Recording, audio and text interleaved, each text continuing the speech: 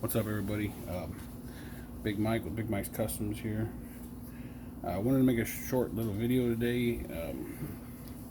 Pretty basic stuff, but a lot of people have trouble with it or afraid of it. What we're going to do is remove a coil spring from a truck. It's pretty simple, but a lot of people are afraid that it's going to come exploding out of the truck and hurt you. I'm just going to show you guys a very simple way of doing it. This here is a Dodge Ram 2-wheel drive. The same principle applies to anything in the front coil springs.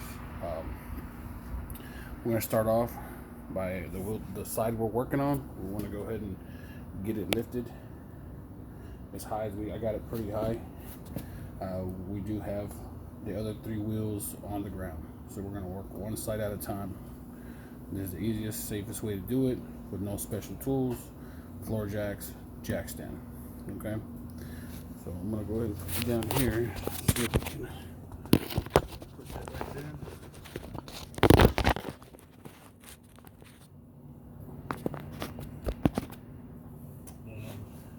Start off by just removing the wheel.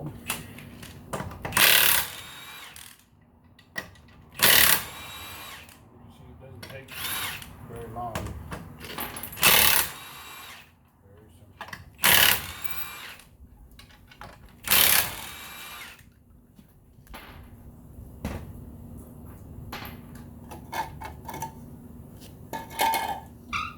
And I'm going to do this whole process sitting down, just on this little crate I use.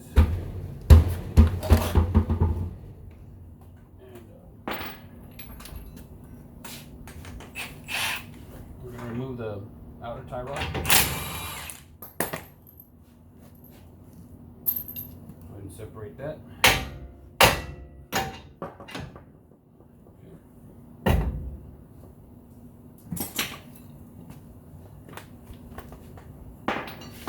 Next, we're going to remove the brake caliper.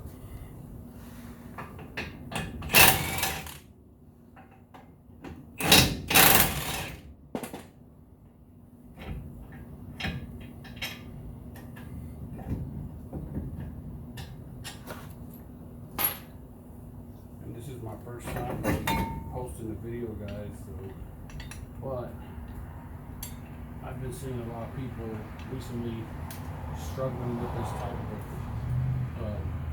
kind of basic stuff, and just a lot of misconceptions that it's super dangerous.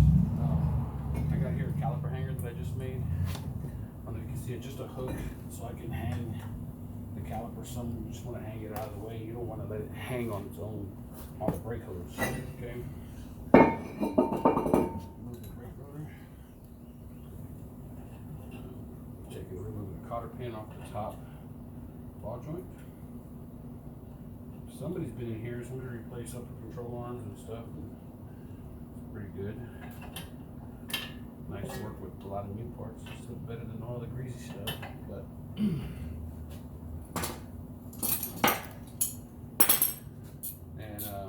I'm going to use an impact.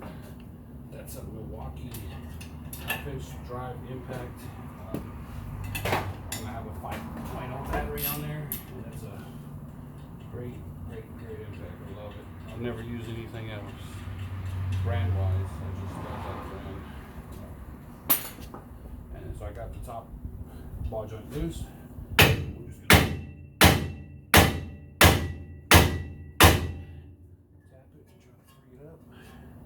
to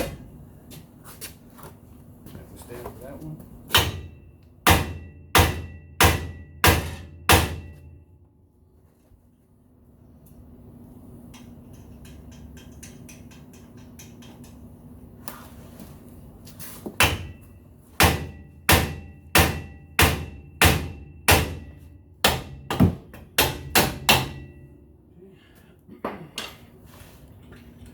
Trick was already loose a little bit.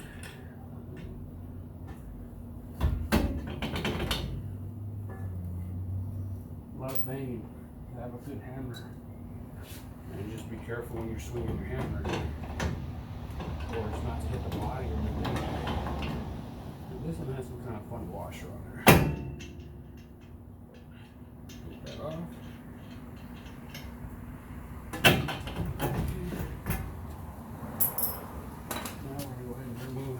spindle entirely. It's not necessary, but I like doing it. Take the lower ball joint loose. You always want to take the nut, thread it back in a couple of threads, just so when it comes loose, it doesn't just go flopping on the ground. Smash a toe or something like that. Roll this out of the way, separate the bottom.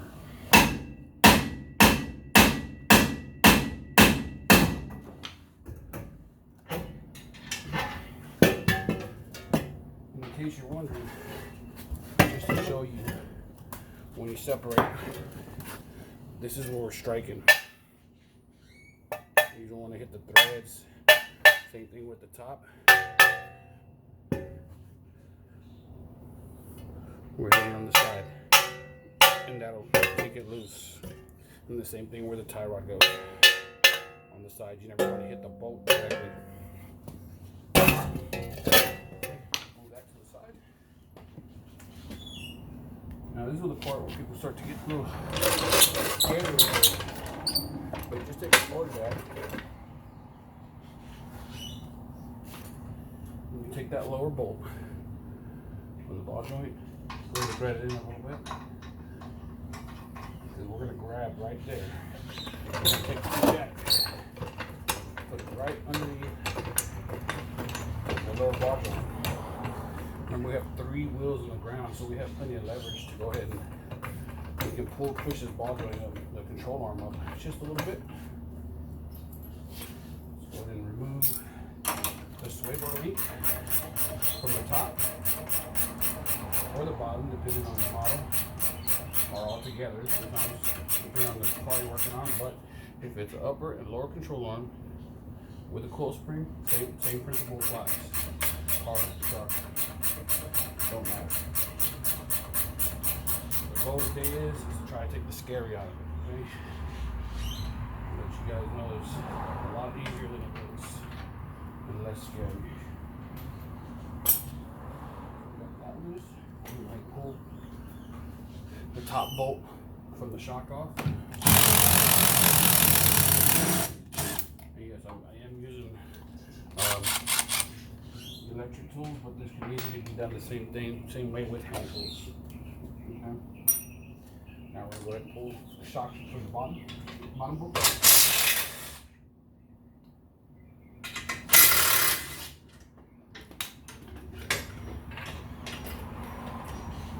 And like I told you at the beginning of this video, it's very quick and easy. Here's the shock. Now we're actually ready to go ahead and start lowering this spring out of here. A lot of people will chain these things up, and it's okay, it's good practice, but if you have the floor jack and you're using the way the vehicle is leverage, you can actually control the lower controller. I'm letting it down real slow here until the jack leaves the control arm.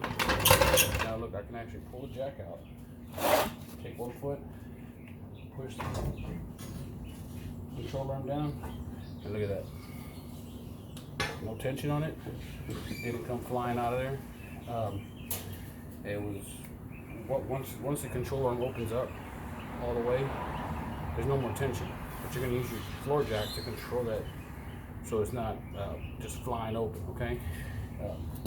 Now for this truck, there's nothing wrong with these springs, but what we're going to do is we're going to add a 2-inch level kit on top of this, which in theory should make the spring harder to go back in, but I'm going to show you how easy it is. Just a second.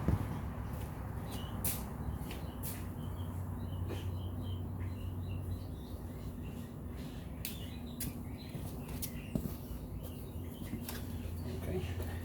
This here's the 2-inch. Of course, if you go anything bigger than this, then usually when the difficulty comes in, but really not recommended for a Dodge 2-wheel drive. 1.75 or 2-inch would be the max.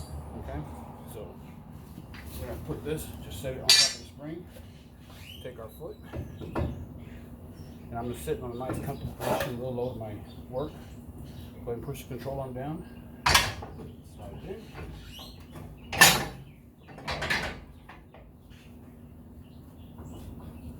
Look at that, I just put the spring in, with the 2-inch spacer on top, with not having to compress the spring, not having to run any spring space, any spring compressors or anything like that. That's when you get yourself in trouble. We're gonna go ahead and take this floor jack, go back underneath that bolt of that ball joint, and we're gonna start closing the spring up. And notice I'm sitting right in front of this thing. I got no chain holding it in. It's just what I'm gonna do now is as I'm going up, I'm gonna go ahead and use this sway bar link to tie everything together. So I'm gonna guide this through the sway bar on the way up.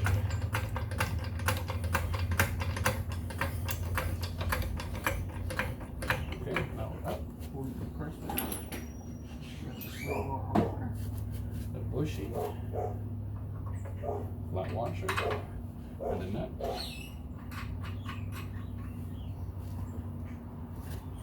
And watch the time on the video. This is super fast work. You can just stay on it. It doesn't take very long. Now, before we release the jack, technically we can let the jack go. The sway bar will still hold it, and the spring will not come out. But extra security, we're going to put the shock back in now.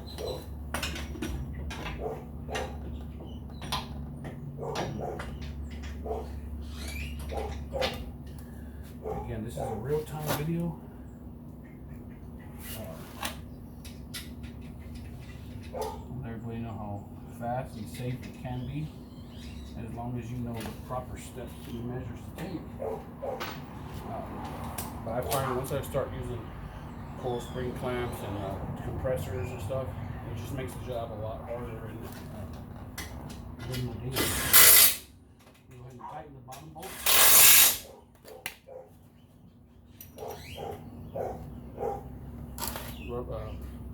Shock rubber for the top rubber washer. Bolt. And go ahead and tighten that.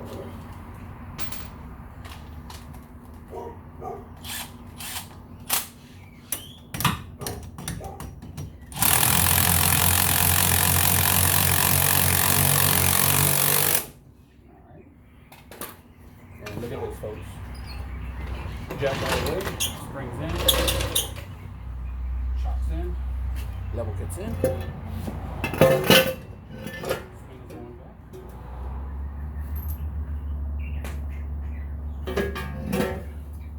Remove the lower bolt. Lift your spindle in place. And here's this little trick I want to show you too. Never when you put the lower bolt in the ball joint, go ahead and tighten it without placing the top ball joint on. So you can lift the spindle, pull on it slightly, and that'll hold that ball joint from spinning on you. Okay? So get the pry bar and lift up with the upper controller. Bring it into place.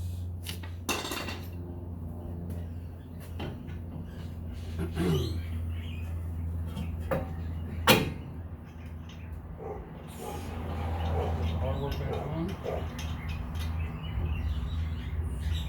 Go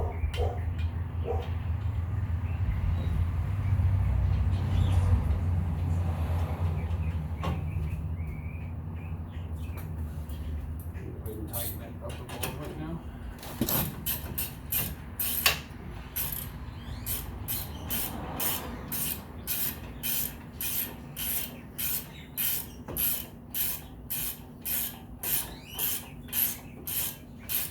If that ball joint starts to spin on you while you're doing this, then you can always just take the pry bar.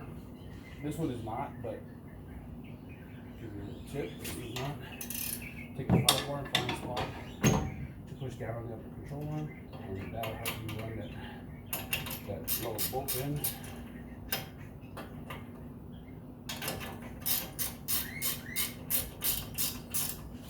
Got that nice and snug. And these here, they have a castle nut, so you want to line up the hole of the castle nut with the hole of the bolt, so you can put your cotter pin back through.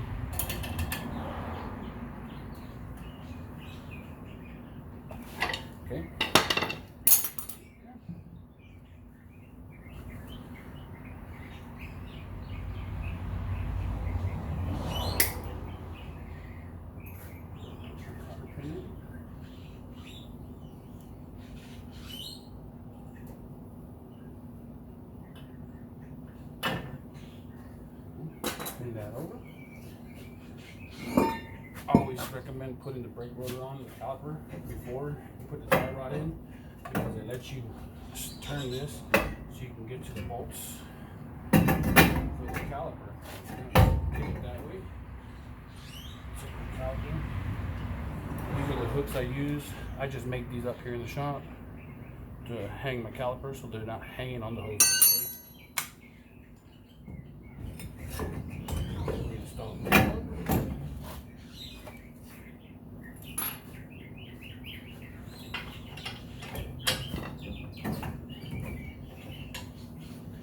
Install the bolts.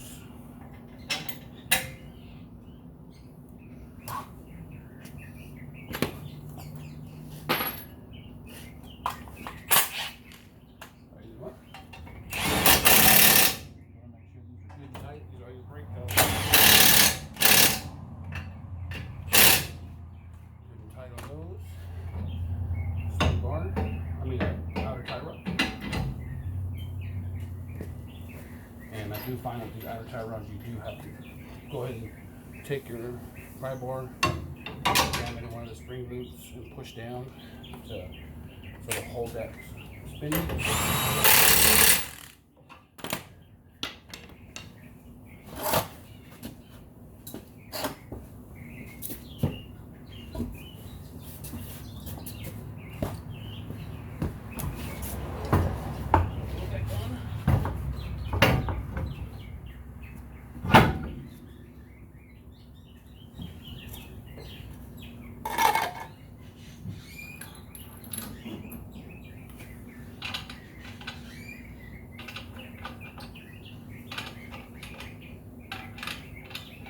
I'm sorry about maybe the quality of the video, but I'm recording off my cell phone. I'm going to be posting these on YouTube. These are just tricks that I've done for the past 20 years. May not work for everybody. This is how I'm comfortable doing them. I find it to be safer and faster.